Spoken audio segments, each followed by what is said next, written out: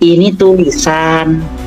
Kalau diterbitkan, nggak mungkin diterbitkan langsung. Dari segi ketikan itu juga ngawur, artinya ngawur spasi, terus penggunaan huruf kapital, titik, koma, dan sebagainya itu nggak jelas.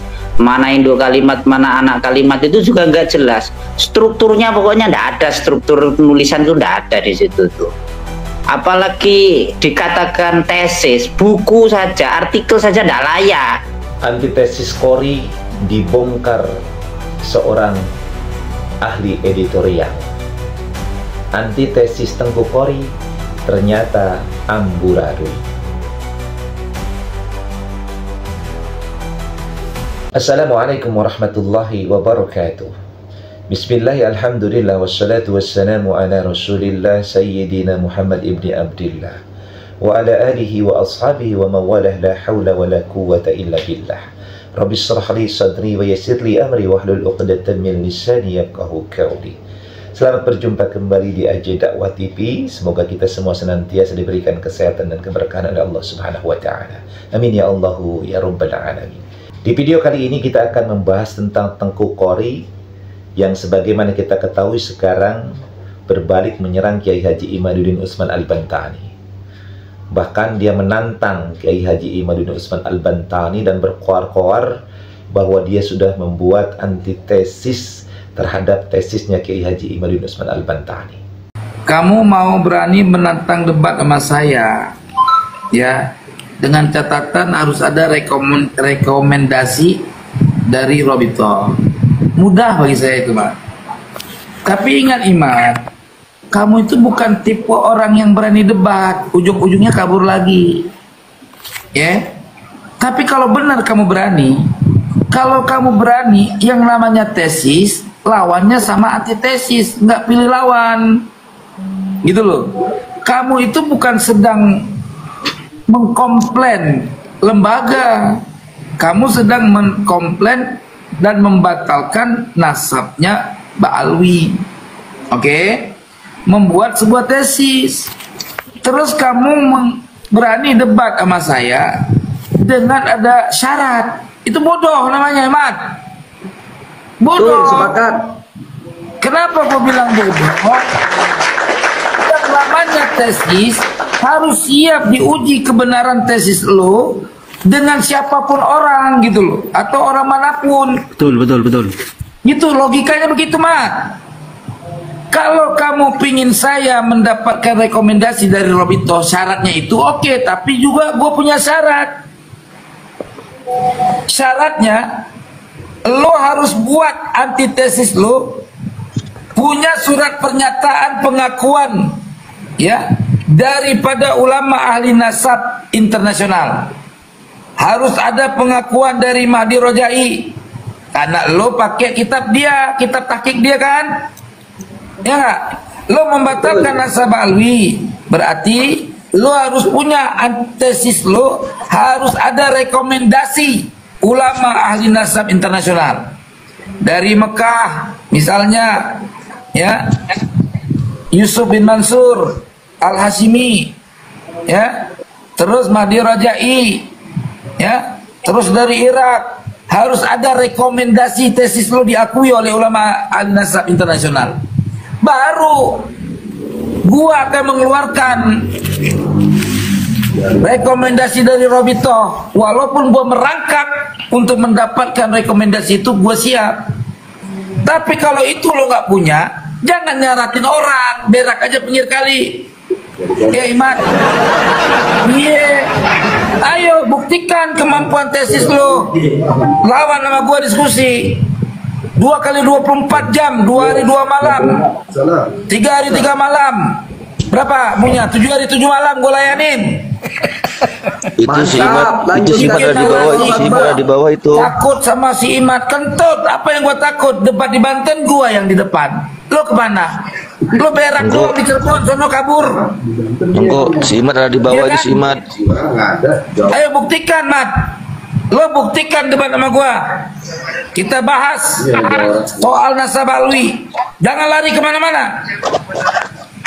Jadi tesis lo terkait masalah pensyaratan kitab sejaman, gua terus Dan lu Ya, Mat. sudah pernah menarasikan bahwa dengan sistem kitab sejaman dan DNA, lu pernah bilang sama gua di mobil waktu kita perjalanan ke Surabaya, apa kata lu? Ke depan ini nanti akan kita batalkan semua nasab yang ngaku keturunan Wali Songo. Ingat itu, Mat. Di atas Quran lu harus bersumpah kalau lu menolak omongan gua. Cerita lu ke gua itu. Lu sendiri mengatakan bahwa nasab yang ngaku keturunan Wali Songo pun palsu. Paham? Iya, dia ini sudah saya simpan semua narasi dia selama saya bergaul sama dia. Di video tadi kita bisa melihat bagaimana kesombongan, arogansi, dan keangkuhan Tengku Qori terhadap Kiai Haji Imaduddin Utsman Al-Bantani, dan kesombongannya menganggap dirinya lebih hebat daripada Kiai Haji Imaduddin Utsman Al-Bantani. Tetapi kemudian ternyata antitesis yang diagung-agungkan dan disombongkan oleh Tengku Qori ini ternyata kemudian dibongkar oleh seorang ahli editorial. Jangankan untuk dijadikan sebuah tesis, bahkan untuk dijadikan sebuah buku pun sangat tidak layak. Berikut ini kita dengar pernyataan daripada ahli editorial ini dalam video berikut ini.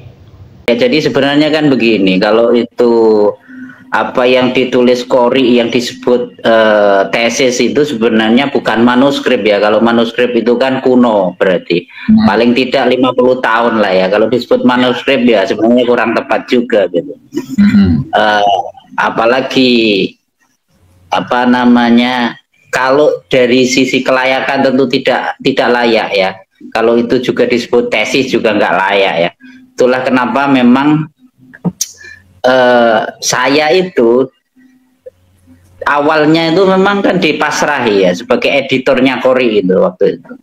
Akan tetapi saya pertimbangkan, saya baca. Awalnya saya tidak tahunya begini, dikirimi. Sebelum dikirim itu kan dikasih tahu saya nulis pembatalan nasab Pahlawi begitu. Masa sih? Iya, coba nanti tak lihat ya. Iya, nanti tak selesaikan, paling kurang seminggu lagi gitu. Dia bilang kayak gitu. Nah, pada akhirnya oke, tak bantulah untuk editor, karena saya sendiri itu berpengalaman ya. Kalau menjadi editor di berdua majalah saya pernah ya. Terus membuat penerbitan, dulu menerbitkan banyak buku, saya juga pernah. Dulu penerbit saya itu Ide Kreatif namanya. Terus mungkin karena background yang semacam itu, dan saya juga pernah menulis beberapa buku, baik itu buku pribadi maupun buku proyek ya. Proyek artinya itu dikasih job oleh satu kabupaten tertentu untuk menulis sejarahnya dan menulisannya, saya pernah lah ya kayak gitu itu. Nah, mungkin latar belakang semacam itulah pada akhirnya ya saya apa ya, menerimalah untuk menjadi editornya begitu. Akan tetapi ketika tulisan itu dikirim ke saya, itu kaget saya. Ini tulisan kalau diterbitkan nggak mungkin diterbitkan langsung. Apalagi waktu itu dia minta cepat sekali. Waktunya minta seminggu gitu harus selesai pada waktu itu.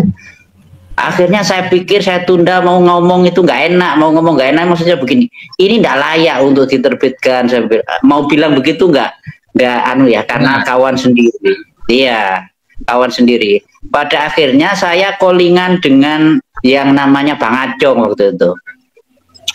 Untuk dari segi ketikan itu juga ngawur, artinya ngawur spasi, terus penggunaan huruf kapital, titik, koma dan sebagainya itu nggak jelas.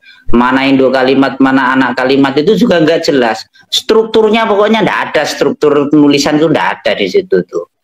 Apalagi dikatakan tesis, buku saja, artikel saja nggak layak. Lah bagaimana mungkin? Kalaupun itu saya edit, itu pastinya akan membutuhkan perubahan yang maksimal. Artinya paling tidak 70% harus saya rubah. Astagfirullahaladzim. Nah, karena saya itu sibuk ya, banyak kerjaan ya. Memang kalau dulu kan memang agak longgar, sekarang sibuk banyak kerjaan. Pada akhirnya saya calling ke Acong, Cong, coba minta itu apa tulisannya Kori, nanti edit ya untuk spasi dan sebagainya. Nanti saya yang membenahi ketikan Arabnya, karena sebenarnya Arabnya pun di tulisannya Kori yang dianggap tesisnya Kori itu hasil scanan dan itu diolor-olor, dot gak karu-karuan, foto loh, bukan scan, difoto, diklik terus ditampilkan di bawahnya gitu, dan banyak oret-oret, pokoknya amburadul lah.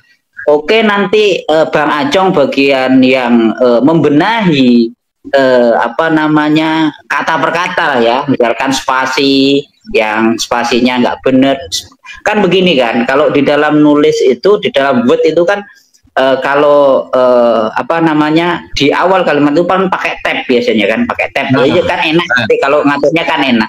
Enggak, dia itu pakai gini, misalnya nulis di awal kalimat langsung tik pakai spasi. Jadi kita itu harus menghilangkan itu dulu.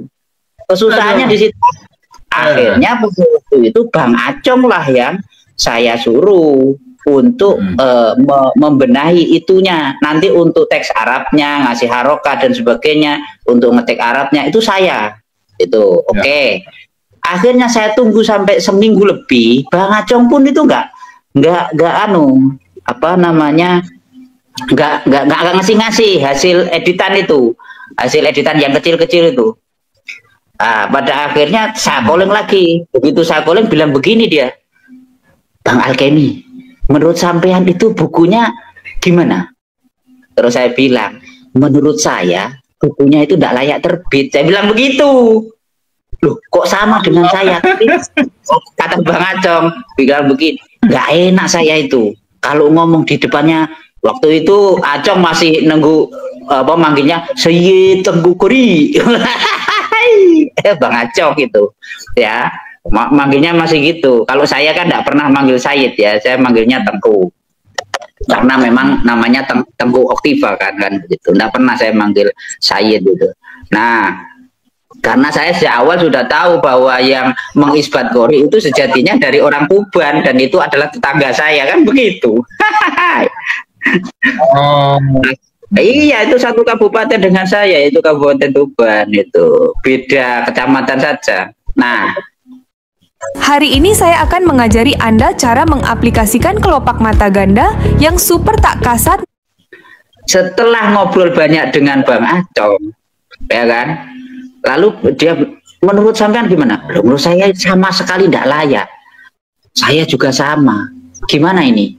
Wes gini aja, sampean sampean pokoknya tulisan-tulisan yang spasi dan sebagainya yang kurang pas itu tolong sampean benahi, nanti kasihkan ke saya biar saya nggak terlalu berat, tahu kan begitu. Oke, nah begitu tak tunggu lagi sampai seminggu. Ternyata begitu dikirim itu nggak dirubah sama sekali sama Acong, dia juga males gitu. Jadi saya bingung lagi, aduh ini. Padahal itu saya sudah beberapa halaman ya mengedit dari tulisannya Kori ini. Maka dari sini kita bisa melihat bahwa sesungguhnya koar-koarnya Tengku Kori ini itu hanyalah sebuah gertakan saja. Ya, faktanya bahwa antitesis yang digadang-gadang dan disombong-sombongkannya itu ternyata sangat-sangat tidak layak untuk dijadikan sebuah buku yang ilmiah. Bahkan dibongkar bagaimana penulisannya yang sangat-sangat tidak jelas, struktur kalimatnya yang sangat-sangat amburadul. Ya, ini dibongkar oleh seorang ahli yang memang biasa dia mengedit. Oleh karenanya kita bisa melihat bagaimana perbandingan antara seorang yang memiliki arogansi, kesombongan yang tanpa didasari keilmuan yang cukup dan mumpuni, kita bandingkan dengan seorang yang memiliki keilmuan yang mumpuni seperti Kiai Haji Imaduddin Utsman Al-Bantani, yang membuat sebuah tesis yang sangat-sangat ilmiah, yang bahkan profesor-profesor yang ada di Indonesia ini pun ya itu sangat-sangat mengagumi terhadap tesisnya Kiai Haji Imaduddin Utsman Al-Bantani. Bahkan dianjurkan kalaupun seandainya ini tesis diangkat untuk menjadi sebuah disertasi doktoral, maka ini adalah akan menghasilkan sebuah disertasi yang unggul. Sebagaimana Profesor Dr. Ahmad Jahro mengemukakan pandangannya tentang tesisnya Kiai Haji Imaduddin Utsman Al-Bantani. Nah, mudah-mudahan video ini akan memberikan pencerahan dan manfaat. Allahumma waffiq ila aqwamit thoriq. Assalamualaikum warahmatullahi wabarakatuh.